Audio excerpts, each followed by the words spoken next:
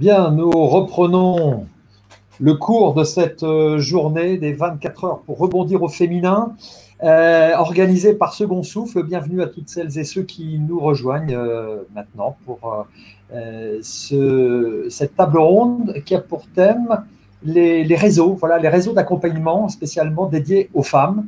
Ils sont pour la plupart représentés un peu partout dans le pays. Et tout d'abord, nous allons accueillir donc Céline André, déléguée générale de Femmes des Territoires, et Nadège Onderka, présidente du réseau Les Premières, et qui est dirigeante aussi de Parabellum Conseil. Voilà, nous allons découvrir donc que ces réseaux sont souvent implantés, je le disais, dans plusieurs villes en France, et qu'elles mènent des actions qui sont riches et déterminantes pour les femmes qui y sont accompagnées. Je vais démarrer d'abord avec Nadège Onderka, présidente des Premières. Nadège, bonjour. Bonjour. Bonjour à toutes et à tous. Soyez la bienvenue. Merci d'avoir accepté donc, cette invitation. Alors, le réseau Les Premières, vous allez nous l'expliquer, c'est un réseau d'incubateurs régionaux en France, aussi au-delà des océans, et puis aussi au Luxembourg, une dizaine d'incubateurs. Expliquez-nous un petit peu ce que vous faites. Vous accompagnez des femmes. Tout à fait. Donc, les Premières, en fait, donc c'est un réseau d'incubateurs. Qu'est-ce que ça veut dire, ça, un incubateur? Qu'est-ce que c'est? Un incubateur, en fait, c'est un endroit où on peut aller rencontrer en fait à la fois des personnes pour se faire accompagner, se faire former dans sa volonté d'entreprendre et dans le développement de l'entreprise. Donc les incubateurs sont présents dans les régions en France, sur la métropole, mais également sur les territoires ultramarins. On est présent en Île-de-France, sur la région Occitanie, Nouvelle-Aquitaine, Sud, Aura. On a une présence donc également, comme vous l'avez dit, au Luxembourg. Et dans les territoires ultramarins, nous sommes présents en Guyane et en Guadeloupe. Donc en Guadeloupe, on a ouvert l'année dernière le premier incubateur féminin de cette région. Alors, qui vient vous voir en fait? Ce sont des porteurs de projets ou des entrepreneuses, des entrepreneurs déjà en activité? Alors, les deux, mais en grande majorité, ce sont des femmes qui ont la volonté de créer leur entreprise. Et l'objectif est de pouvoir les accompagner justement sur la partie anté-création avant de se lancer. Quelles sont mes qualités, de quoi est-ce que j'ai besoin pour me lancer, et on a besoin en général d'accompagnement, de soutien, mais également de formation. Donc c'est sur cette partie d'anté-création qu'on intervient, mais on intervient également pour le lancement de l'entreprise en tant que telle, et ensuite sur la partie développement de l'entreprise au niveau national ou international. D'accord, donc vous vous positionnez vraiment à tous les niveaux finalement d'un parcours entrepreneurial. Exactement. Alors, vous dites que vous êtes un activateur de croissance, c'est ça, qui s'appuie vraiment sur un potentiel économique des femmes? Oui, le potentiel au niveau des femmes, il est très important dans la mesure où il y a 40% de risque en moins de déposer un bilan quand l'entreprise a été créée par une femme. Donc, il faut vraiment s'appuyer en fait et comprendre que les femmes, c'est un réseau fort pour créer en fait de l'économie, mais créer également de l'emploi et de l'emploi pérenne. Alors, qu'est-ce qu'elles ont justement comme qualité, ces femmes? Alors ça, c'est quelque chose que vous verrez tout à l'heure plus en détail dans un séminaire qui va être animé par Marie-Éloi. C'est toute la partie résilience, c'est toutes les capacités aussi qu'on a de savoir gérer et mener de front plusieurs projets. Souvent, oui, on parle d'entrepreneuriat féminin, mais il faut voir aussi qu'une femme est également une maman et qu'on a cette capacité à gérer tous les projets, j'allais dire allez, je vais utiliser le mot encaisser.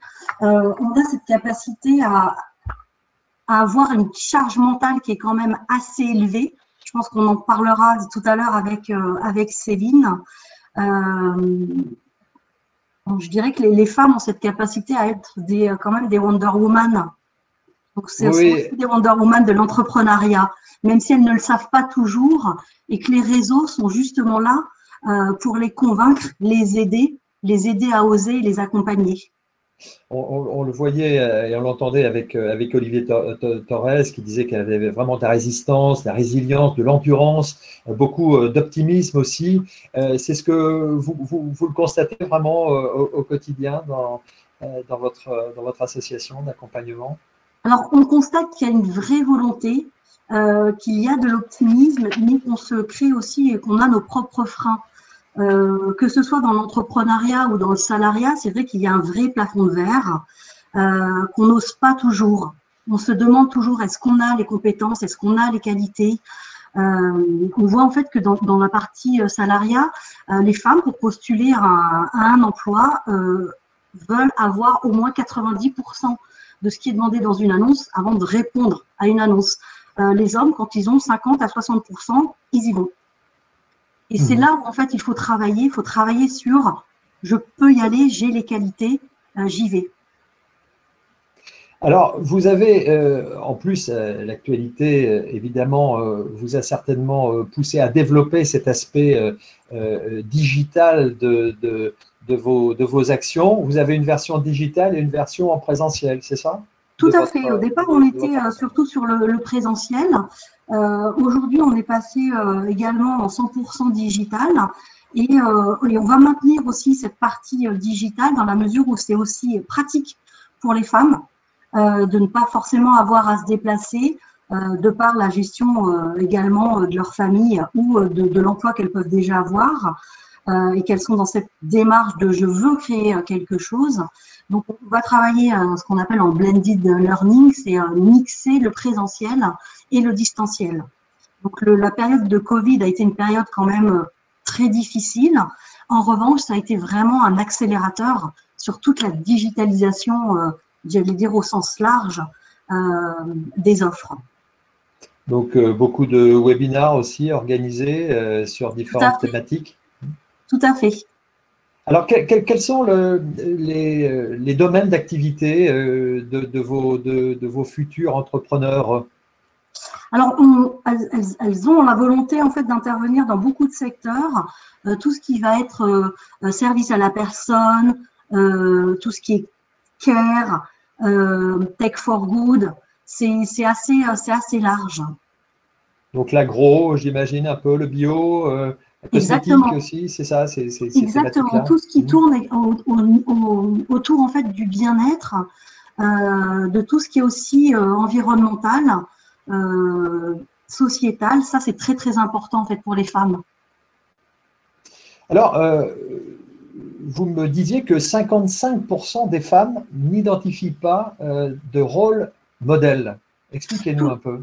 Tout à fait. En fait, les femmes ont besoin pour se lancer, pour être convaincues, d'avoir en fait des rôles modèles qu'elles n'identifient pas aujourd'hui.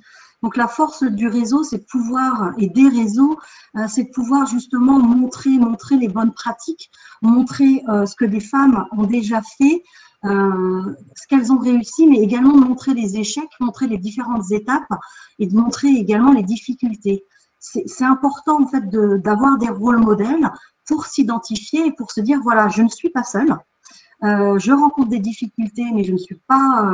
Ça fait partie du parcours et je ne baisse pas les bras. Je continue. Et quand j'ai besoin, parce que je peux avoir justement des moments de doute, j'ai toujours justement au sein des réseaux des gens pour m'accompagner, pour me motiver, pour me donner en fait des conseils. Je ne suis pas seule.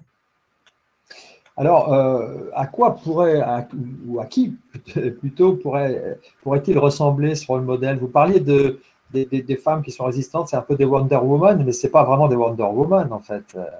Alors, mon point de vue personnel, c'est que toutes les femmes sont des Wonder Woman dans la mesure où on gère tout, qu'on est à la fois voilà, maman et entrepreneur. Ça, pour moi, c'est déjà être une Wonder Woman. Monter sa société, c'est quelque chose qui est difficile au départ, parce que déjà, on ne sait pas quelle structure on peut avoir. Il y a toute la partie administrative. Et puis, les femmes, en fait, se font peu accompagner. Donc, on intervient ici, à ce moment-là, tout comme femmes de territoire, pour leur donner en fait les bonnes clés pour pouvoir avancer et pour pouvoir être au sens aussi professionnel cette Wonder Woman. Mais pour moi, toutes les femmes sont des Wonder Woman. Alors, vous accueillez aussi dans votre association, dans votre réseau, des entreprises mixtes également, mais vous faites attention à un point important. Oui, alors voilà, on est un réseau dédié principalement aux femmes. On accueille également des équipes mixtes, mais à condition que la femme ait au moins 50% des parts. D'accord. Et il y en a beaucoup là dans vos structures, enfin dans vos réseaux? Alors, je ne pourrais pas vous donner le pourcentage exact, mais ça reste quand même une minorité. Alors, je vais peut-être laisser la parole maintenant à votre consoeur, j'allais dire, Céline André, qui est déléguée générale de Femmes des Territoires. Bonjour, Céline André. Je ne vous entends pas. Votre micro est coupé? Le micro. Voilà, peut-être. Voilà, tout va bien. Bonjour Frédéric. Oui, bonjour à tous et à toutes, excusez-moi. Bonjour Céline, pas de souci. Alors, vous êtes déléguée générale, je le disais, de Femmes des Territoires. Alors, c'est un autre réseau d'accompagnement, alors qui est né de deux réseaux différents. Oui, exactement. Donc, le réseau Femmes du Territoire a été lancé le 19 novembre dernier. Donc, c'est très récent. Hein. C'est très récent. Par contre, il est issu d'un réseau régional qui s'appelle Femmes de Bretagne, qui a été créé donc par Marie-Éloi, qui interviendra à 15 h sur le sujet de la résilience. Donc, créé en 2014 en Bretagne, sur les 4 départements bretons et la Loire-Atlantique. Et donc, on a lancé effectivement le réseau pour toutes les régions. Donc, un réseau créé à la fois par l'association Femmes de Bretagne et par la Fondation Entreprendre pour effectivement dupliquer le modèle de réussite qui a été Femmes de Bretagne à toutes les régions de France et y compris aussi à l'outre-mer. Alors, expliquez-nous un petit peu ce que vous faites, qui vous accompagnez, comment ça se passe concrètement sur le terrain, dans les différents territoires, justement. Alors, Femmes des Territoires, ce n'est pas un réseau d'accompagnement, c'est un réseau d'entraide. C'est un réseau d'entraide entre femmes, qu'elles soient porteuses de projets, quel que soit le stade en fait de leur projet, juste j'ai une idée ou j'ai même pas encore formalisé mon idée, des entrepreneurs en activité, mais également toutes les femmes. Toutes les femmes sont les bienvenues puisqu'une partie de ce qu'on fait, c'est du partage de compétences, c'est-à-dire allons nous entraider. On a toutes des compétences, nos expertises, et on peut aller apporter aux autres femmes notre expertise. Alors, comment ça se passe concrètement? Alors, il y a des réunions régulières, vous voyez, vous échangez Alors, la particularité de Femmes des Territoires, c'est à la fois un réseau digital, donc sur une plateforme digitale qui fonctionne comme un réseau social, avec une porte d'entrée régionale. Vous rentrez toujours par votre région. Vous allez pouvoir, sur le digital, rencontrer d'autres femmes, découvrir leurs entreprises, découvrir leurs projets, entrer en relation avec elles. Et vous allez pouvoir demander un coup de pouce. Voilà, le cœur de notre activité, c'est le coup de pouce. J'ai un besoin, d'autres ont les compétences. Faisons matcher des besoins avec des compétences. Au-delà de ça, on va proposer aussi des ateliers pour monter en compétences. Donc, ces ateliers, ils vont être soit des ateliers en ligne, qui sont d'une durée d'1 heure. On en propose 4, 5 par semaine. Pendant le confinement, on en a fait plus de 80, animés par les membres du réseau. Et puis, le réseau, il est aussi un réseau présentiel, puisque le but, c'est de se connaître localement. Dans l'entrepreneuriat féminin, et majoritairement, on est sur des toutes petites structures. On travaille seul, on travaille même souvent de chez soi, parfois de chez soi. On peut souffrir d'isolement, se sentir isolé et seul, à la fois dans son projet et dans son développement. Donc nous, notre but, c'est de mettre les femmes en lien entre elles pour qu'elles puissent échanger, sortir de leur cercle familial, amical et échanger avec d'autres entrepreneurs qui, elles aussi, sont sur des stades de maturité de leur projet, de leur entreprise différents pour partager leur expérience et ne plus se sentir isolées. Donc, il y a des rencontres qui sont animées localement dans des villes par des bénévoles qu'on appelle des coordinatrices qui animent à la fois des rencontres pour se connaître localement, se booster, échanger. Qui sont ces femmes, justement, ces femmes coordinatrices locales? Ce sont des entrepreneurs ou des porteuses de projets qui ont envie d'animer localement ce réseau d'entraide. Donc, elles vont à la fois organiser les rencontres et trouver des intervenants pour animer les ateliers. Des intervenants qui sont soit des femmes du réseau, soit des intervenants extérieurs, qui sont aussi souvent, par exemple, voilà, les réseaux d'accompagnement à la création d'entreprises, où on va pouvoir travailler ensemble sur des ateliers qui sont toujours sur des thématiques entrepreneuriales. Ça va être aujourd'hui beaucoup de la communication, le digital, ça peut être de la gestion. On va travailler aussi sur les freins spécifiques de l'entrepreneuriat. On fait pas mal d'ateliers de développement personnel, de la prise de parole en public, du pitch, etc. pour monter en compétences. On va aller travailler aussi sur le frein du financement, puisque, comme le disait Nadège, voilà, les femmes se financent moins, demandent moins. Voilà. On va aller travailler pour connaître bien les circuits du financement avec nos partenaires BNP Paribas et BPI Création. Travailler aussi sur nos freins pour qu'effectivement on puisse oser. Voilà. Alors justement, oui, et puis la rencontre, elle a aussi, je voudrais rebondir sur ce que disait Nadège tout à l'heure, le fait de se rencontrer, et ça joue sur le rôle modèle. Être le rôle modèle les unes des autres, c'est ce qui fonctionne le mieux. On a aujourd'hui un rôle modèle médiatique de la femme entrepreneur qui est plutôt, comme tu disais, un peu Wonder Woman, mais vraiment super Wonder Woman. Elle est juste parfaite, elle a une taille mannequin et tout va bien. Mais ce modèle-là, on ne peut pas s'identifier, il est trop haut. Or, quand on se rencontre, quand on se réunit, qu'on sort de ces choix, qu'on se rencontre, on s'aperçoit qu'on a toutes des parcours qui se ressemblent. On est allé dans le salariat, on a peut-être fait un burn-out. Si on choisit l'entrepreneuriat, on le choisit souvent pour les mêmes raisons. Et voir que d'autres femmes ont osé, qu'elles ont réussi, et ben ça, c'est du vrai rôle modèle. Elle l'a fait, je peux le faire. Alors, il y a peut-être des réticences, en tout cas pour certaines femmes qui nous écoutent. Il y a peut-être une forme de timidité à aller justement vers ces réseaux. Et certainement que le digital permet de rentrer peut-être plus en douceur dans votre réseau, justement. Oui. Donc Femmes des territoires et Femmes de Bretagne, on est basé sur des valeurs qui sont importantes, c'est l'entraide, la solidarité et la réelle bienveillance. C'est pas évident quand on monte son entreprise d'aller pousser la porte d'un réseau mixte ou d'un réseau business. Voilà, on se sent pas forcément au démarrage très légitime. Je dirais que Femmes des territoires, c'est le début du réseautage parce que c'est une bulle de confiance. On y vient pour les mêmes valeurs, on se reconnaît entre nous. Et du coup, cette porte d'entrée, elle est facile. Je vais pousser la porte d'entrée du digital, je vais rentrer en contact avec des coordinatrices, avec d'autres membres, et puis derrière, je vais aller à une première rencontre. C'est toujours des événements qui sont informels, très simples. On est en simplicité, en authenticité, et c'est le premier pas du réseautage. On est dans cette petite bulle de confiance. Et puis 1 an, 2 ans, 3 ans après, on ira voir d'autres réseaux, des réseaux business, des réseaux mixtes, des réseaux sectoriels, et chaque réseau est complémentaire et différent, et on peut appartenir à plusieurs réseaux. Alors voilà, cet objectif, on l'a compris, c'est un objectif pour se rebooster, pour créer du lien, vous l'avez dit, entre elles, partager des compétences, créer un lien avec l'écosystème aussi entrepreneurial, tous ces ateliers.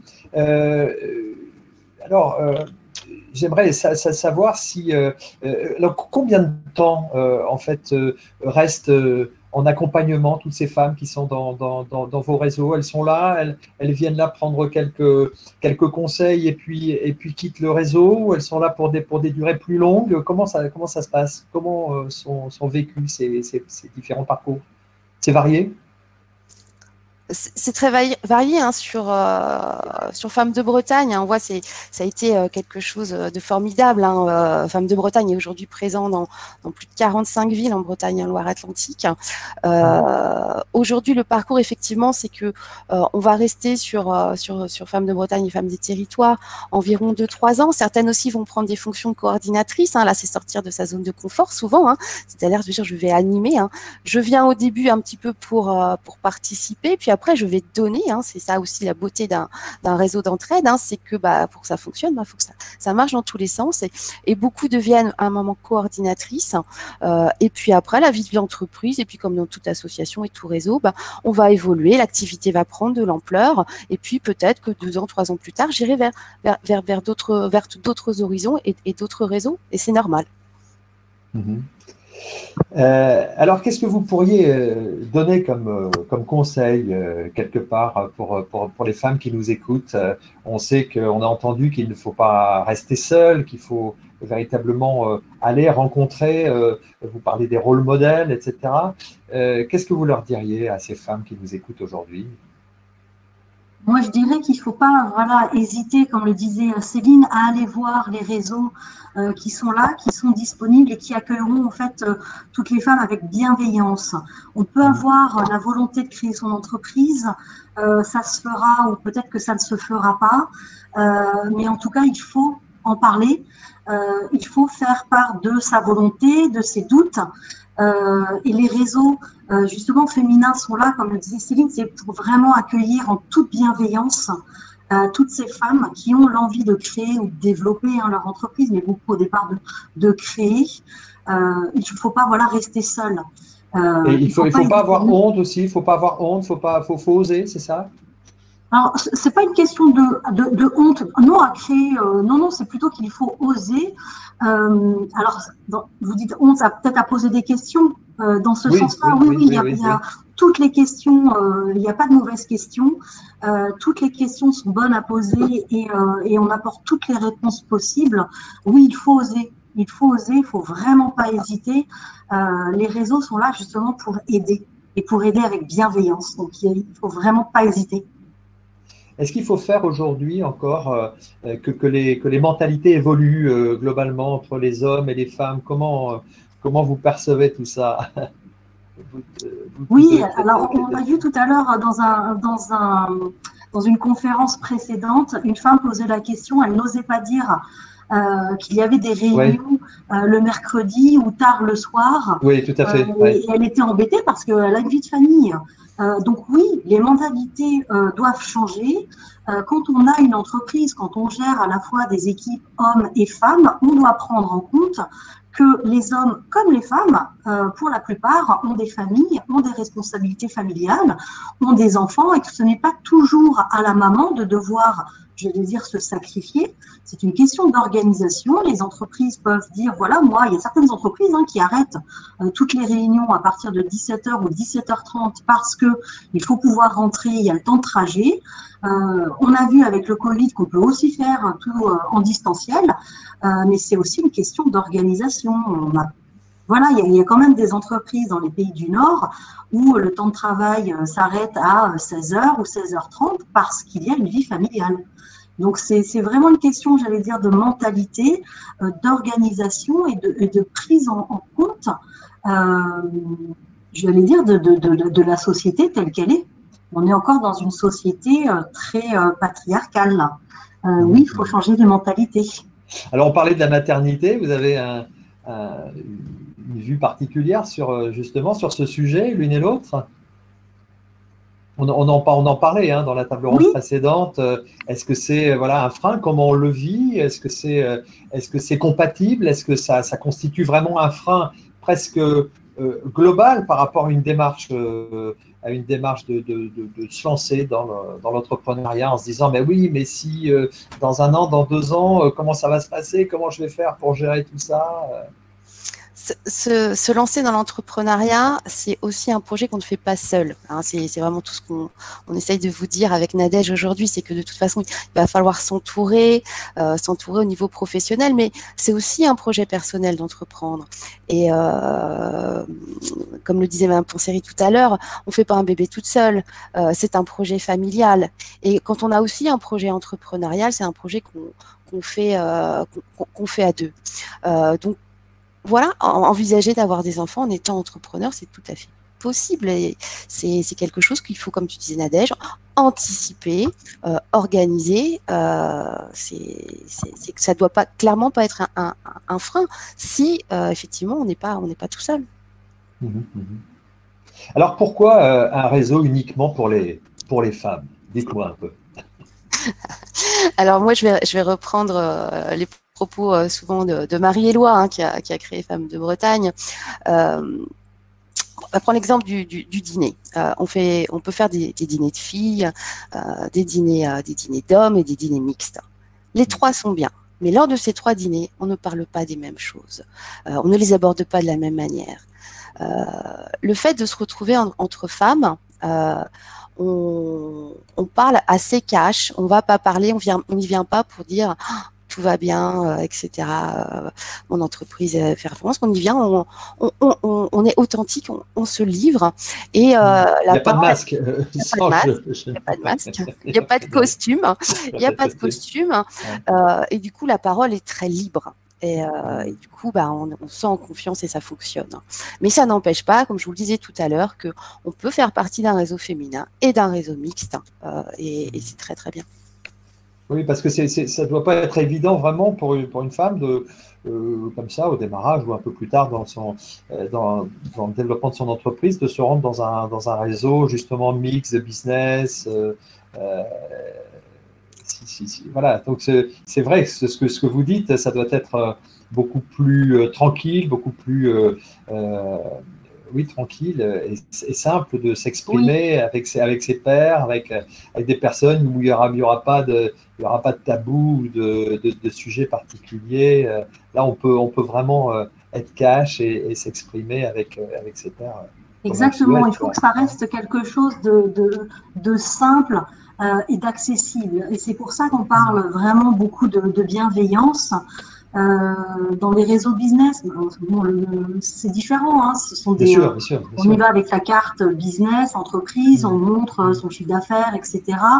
Là, on est dans, alors pour nous, l'accompagnement, la formation, mais également tout ce qui va être échange de bons procédés, conseils et justement également conseils entre femmes et conseils entre mamans. Donc, comment gérer, comment concilier. C'est là où les réseaux féminins sont importants et c'est toute la force également de ce type de réseau. Et ça sera certainement justement après être passé par vos réseaux que les femmes se sentiront peut-être encore plus fortes pour aller dans ces réseaux mixtes. Exactement. Oui. Alors, on parle de bulles de confiance. C'est vraiment ce climat que vous voulez créer, l'une et l'autre, dans vos réseaux. Ouais, je voudrais juste rebondir. Effectivement, je crois qu'on est tous et toutes différentes. Hein. Il ne faut pas non plus aller dans le stéréotype. Hein. Je vois un message sur le chat. Je pense que c'est important quand on crée une entreprise. Ce que je disais tout à l'heure, c'est de s'entourer. Mais il faut s'entourer de la manière qui nous correspond. On peut être déjà très à l'aise et aller directement dans sa création d'entreprise vers des réseaux mixtes, des réseaux business, etc. Je pense que ce qui est important, c'est vraiment de trouver ce qui nous correspond. Et il faut taper à la porte de plusieurs réseaux d'accompagnement. Il faut taper à la porte de plusieurs réseaux, que ce soit des réseaux d'entraide, des réseaux féminins et des réseaux mixtes. Mais ce qui compte, c'est de trouver celui où on se sent bien. Moi, j'ai aussi une expérience entrepreneuriale. J'allais sur certains réseaux, j'avais toujours une excuse pour pas y aller. Une fois que j'y étais au bout de 5 minutes, j'avais envie de repartir parce que je m'y sentais pas bien, il ne me correspondait pas. Et donc, ça sert à rien. Ce qui compte, c'est vraiment de s'entourer de ce qui va pouvoir nous apporter. Et dans chaque réseau, c'est donner et recevoir. Donc, il faut s'y sentir bien, il faut avoir envie de donner pour recevoir et ne pas hésiter à se dire j'y suis allée, ça me convient pas, je ferme la porte et je vais voir autre chose. Bien s'entourer, c'est aussi faire des choix et savoir dire non. Là, je suis pas bien, c'est pas l'accompagnement qu'il me faut, c'est pas le réseau qu'il me faut, c'est celui qui nous correspond. Merci. On peut peut-être essayer de passer à quelques questions des internautes pour laisser peut-être un tout petit peu plus de temps qu'on l'a fait dans la table ronde précédente. Est-ce que, William, il y aurait déjà une première question à nos invités? Oui, une question de Bénédicte. Quel est le meilleur réseau pour une activité industrielle? Ah, alors est-ce que… alors, ça dépend de la Nadège, question. oui. Est-ce que elle cherche un réseau business ou un réseau pour lancer une activité qui va être industrielle. Les réseaux d'accompagnement tels Femmes de Territoire ou les premières, c'est pour lancer son activité quelle qu'elle soit. Donc, si c'est pour après un réseau très business et dédié à une activité qui existe déjà, là, je ne saurais vous dire, mais si c'est pour le lancement de l'entreprise, les premières peuvent tout à fait accompagner. Oui, il faut bien distinguer effectivement, justement, on l'a évoqué juste avant, les réseaux business des réseaux d'accompagnement. Hein. C'est bien différent, évidemment. Je me permets de rebondir parce que je voyais justement une question de Mélanie Ringette, si je peux la poser, qui concernait en fait les systèmes de coaching. Et en fait, c'est tout à fait ce qu'on propose en fait dans la formation qui s'appelle Go, qui est un accompagnement en fait de 6 mois pour construire et lancer son projet entrepreneurial et qui est basé en fait sur un coaching personnalisé en fonction donc, du profil personnel de la porteuse de projet et du marché sur lequel elle veut aller. Donc, comme le disait Céline tout à l'heure, il y a aussi ce côté accompagné. Nous, on forme les gens. On a des coachs spécialisés. On va pouvoir également les former sur le pitch et sur la partie financière. Donc, ça, c'est quand même très, très important. Oui, donc il y a des systèmes de coaching que vous pouvez trouver avec les premières. Très bien. Une autre question, William? Oui, juste pour préciser que la question de Bénédicte, quel était le meilleur réseau pour une activité industrielle, c'était bien un accompagnement plutôt business qu'elle recherchait. Ouais. Alors, une autre question de Emma. Alors là, pour vous deux, est-ce que les premières, est-ce que Femmes des Territoires, est-ce que c'est payant? Ah, l'histoire du coût. Bah oui, c'est important. Évidemment, comment rentre-t-on donc là dans votre réseau? Femmes des Territoires? Oui, Femmes des Territoires. Donc, ouais. Femmes des Territoires, on rentre donc par la porte d'entrée digitale. Oui. Il y a une cotisation. Voilà, la cotisation, elle est très modique pour Femmes des Territoires. C'est 60 € par an. Ça vous permet d'accéder à la totalité, déjà de rentrer sur la plateforme et puis de pouvoir interagir avec tous ses membres, de faire tous les ateliers en ligne. On fait également des conférences. Là, on lance au mois d'octobre une coordination totalement en anglais, en présentiel et en ligne. Et ça vous permet d'assister à toutes les rencontres et les ateliers qui sont organisés par les coordinatrices. Donc, pour le présentiel et le digital, 60 € par an. 60 € par an, 30 € pour les minima sociaux. Et pour cette année 2020, les 6 premiers mois sont gratuits. Hein. Donc, évidemment, on ne peut Courez-y, mesdames, courez-y. Oui, vraiment. Enfin, oui, voilà, oui. Vu la qualité, en plus des intervenants qu'il y a, la proposition, s'entourer, c'est voilà. Donc, j'en profite pour remercier nos partenaires et mécènes, parce que pour proposer effectivement un tarif comme celui-là, parce que notre public, c'est les porteuses de projets et les femmes en démarrage d'activité, c'est pas la période de la vie où on a le plus d'argent. Donc ça, c'est important, on tient, voilà, et on a besoin de partenaires comme BNP Paribas, AXA, BP Création qui nous soutiennent et qui soutiennent l'entrepreneuriat féminin. Oui, on le citait tout à l'heure, mais le revenu moyen se situe aux alentours des 1 500 €, quoi. Donc, on est vraiment sur des revenus très, très bas, vraiment très, très minimum. Et donc, effectivement, merci à Femmes de Territoire de pratiquer des tarifs effectivement assez bas pour pouvoir permettre au plus large public on espère pouvoir le maintenir effectivement à ce niveau d'adhésion accessible. C'est important, c'est très important. Alors pour vous, Nadège, en ce qui vous concerne? Alors concernant les premières, en fait, ce sont des programmes d'accompagnement, mais également en fait des formations. Oui. Donc le tarif va être selon, en fait, j'allais dire la porteuse de projet et si elle est éligible, si elle a encore son CPF ou non. Donc pour les CPF. Pardon? Le CPF, c'est le crédit pour la formation qu'elles ont pu avoir en fait en étant salariées. Et comme la plupart en fait sont au chômage, elles ont droit en fait à ce crédit pour la formation et nos formations sont éligibles au CPF. Donc, moi, j'invite en fait les futures porteuses de projets à nous envoyer un message. Je crois que Camille a passé le mail tout à l'heure, c'est hello@lespremières.com, si des personnes veulent avoir un accompagnement personnalisé. D'accord, donc hello@lespremières.com. Voilà, Camille vient de le remettre, elle l'a mis sur le chat. Et oui, comme le dit Isabelle, oui, c'est le compte personnel de formation.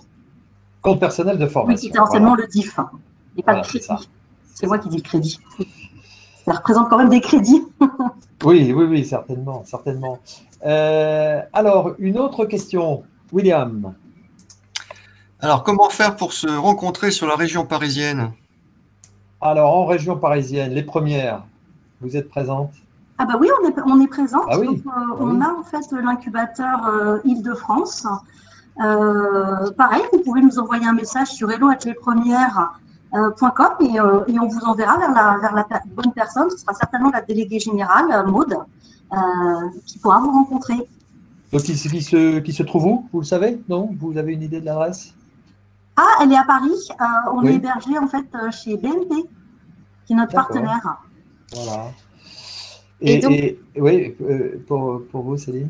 Pour Femmes des Territoires, donc on a une coordination, une nouvelle coordination. On a, nous, été très impactés aussi par le Covid, puisqu'on avait tout plein de lancements dans plein de villes qui ont dû être annulés pendant la période du Covid. Donc aujourd'hui, on reprend. Donc on a une coordination à Paris. Une coordination à Paris totalement anglais qu'on ouvre le 14 octobre. Je vous invite d'ailleurs à vous y inscrire. Et on est présent sur Écouen, sur Chelles, sur Boulogne-Billancourt, sur Chevilly-la-Rue. J'en oublie d'autres. Voilà, le réseau est en train de se construire. On a déjà une dizaine de coordinatrices très actives sur l'Île-de-France. Et je vous invite à régulièrement vous connecter sur la plateforme, à nous suivre sur nos réseaux sociaux pour être informé de tout ce qui se passe, parce que ça bouge toutes les semaines. Voilà. Donc, n'hésitez pas à aller vous renseigner sur les différents sites et sur les réseaux justement digitaux pour aller glaner de l'information et notamment tous les calendriers et les rendez-vous qui arrivent prochainement. Une autre question encore peut-être, William? Oui, pour rebondir, Gersand nous demande si on n'a pas de CPF, est-ce que tout est payant chez les premières? Alors, les premières. Alors, pas forcément, ça va dépendre en fait de la région dans laquelle vous êtes, puisque chaque incubateur est autonome et soit on fait appel en fait à des personnes, des coachs externalisés ou des mentors.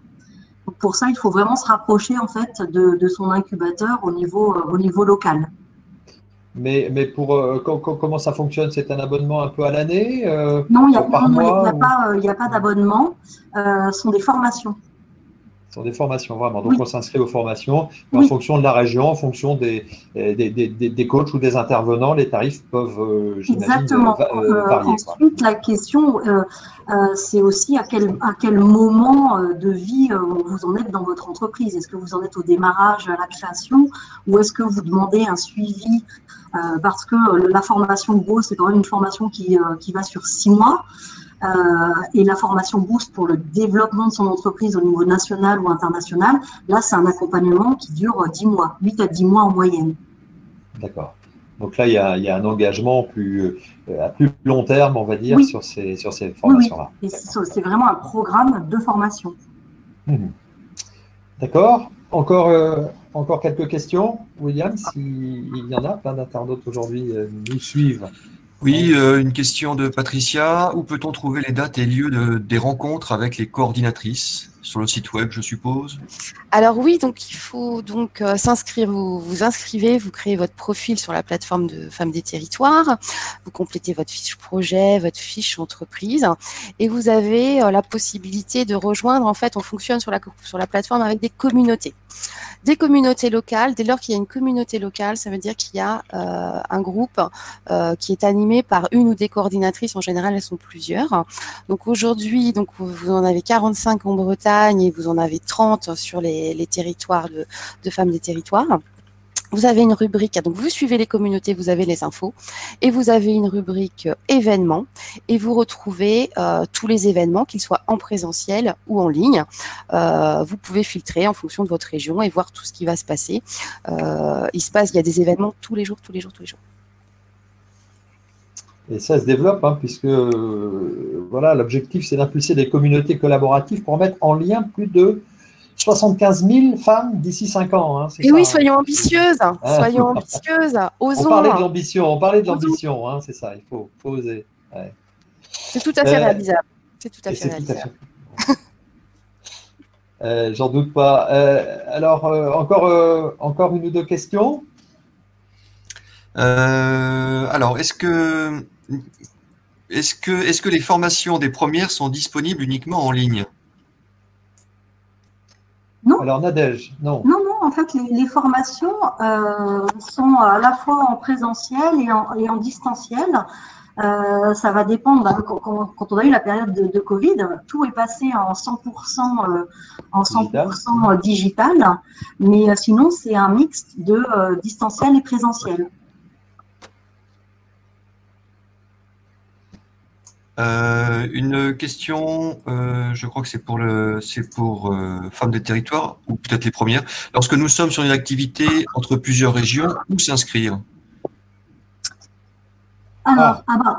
L'activité, elle peut être forcément sur plusieurs régions si vous avez une activité nationale. En revanche, qui se fait accompagner, je pense que c'est le créateur de l'entreprise, donc qui doit être au siège. Après, c'est une question de praticité, donc il faut voir ce qui est le plus pratique en fait pour la personne ou les personnes qui veulent se faire accompagner, tout simplement. Hein, faut que ça reste simple et pratique. Pour Femmes des Territoires, en fait, vous rentrez nécessairement par votre région. On va vous demander de sélectionner votre région. Donc, vous pourrez voir tous les membres de votre région.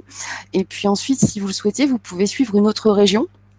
Parce que votre activité le nécessite, parce que vous êtes sur un département limitrophe de plusieurs régions.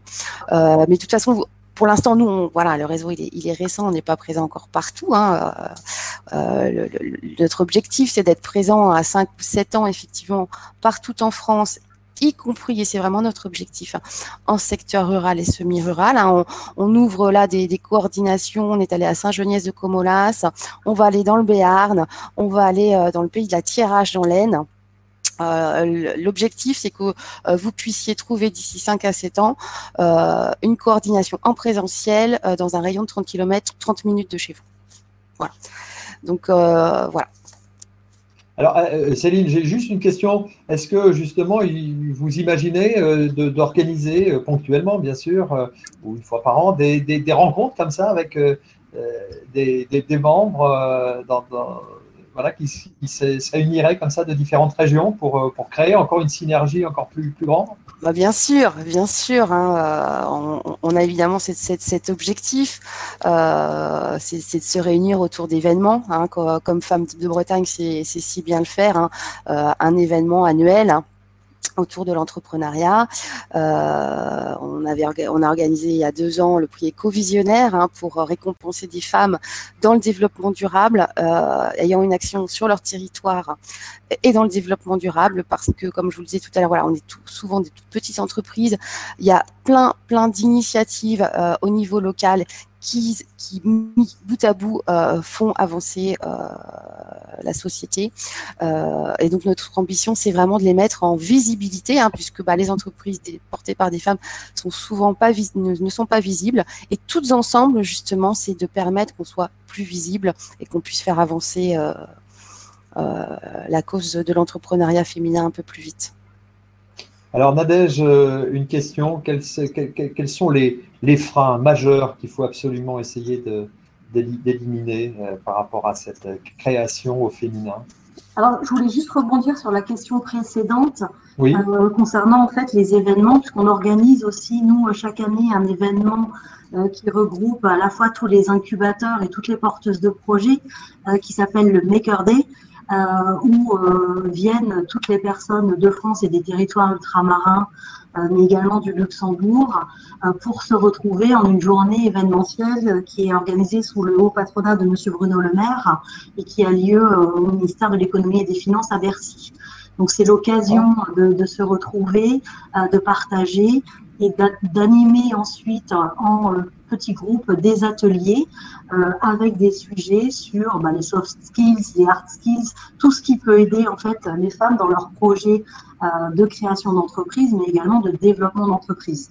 Voilà, ça c'était juste pour répondre à la question précédente. Oui, je voulais pas poser, effectivement, c'est de ma faute. Mais, je me permets de répondre. Bien sûr. Alors, la date, c'est ? Alors, cette année, du fait du Covid, on a été obligé de le décaler. Donc, aujourd'hui, on aurait une date à fin novembre, mais qu'on doit encore valider parce que les regroupements nombreux vont être certainement très limités. Voilà. Donc, on va regarder pour le digitaliser et on espère pouvoir le faire l'année prochaine en version présentielle. Parce que c'est important, comme le disait également Céline, les gens ont envie de se rencontrer. Donc, on peut se rencontrer en ligne. On a organisé durant le confinement ce qu'on appelait des Zoom cafés, etc. Mais c'est aussi, après on reste très latin. On a ce besoin de se rencontrer également physiquement autour d'un vrai café. Pour revenir à l'autre question, les freins. Oui, les freins. Voilà. Un peu en conclusion, l'une et l'autre. Voilà, qu'est-ce qu'il faut encore faire? Qu'est-ce que vous pensez, sur quoi vous pensez miser vraiment plus que tout pour faire en sorte que les femmes demain soient encore plus présentes dans vos réseaux d'accompagnement et dans vos réseaux justement de partage? C'est rapide, c'est qu'il faut oser.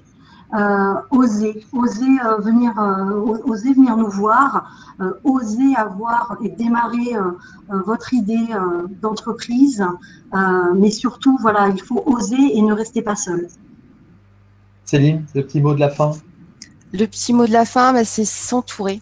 Vraiment s'entourer, ne pas rester seul et s'entraider parce que ce sont des belles valeurs et qu'ensemble on est plus fort, tout simplement. On est plus fort, on va plus vite et je pense qu'on va plus loin. Merci beaucoup à toutes les deux, vraiment merci pour vos différentes actions d'accompagnement et de partage et bon vent à vos réseaux.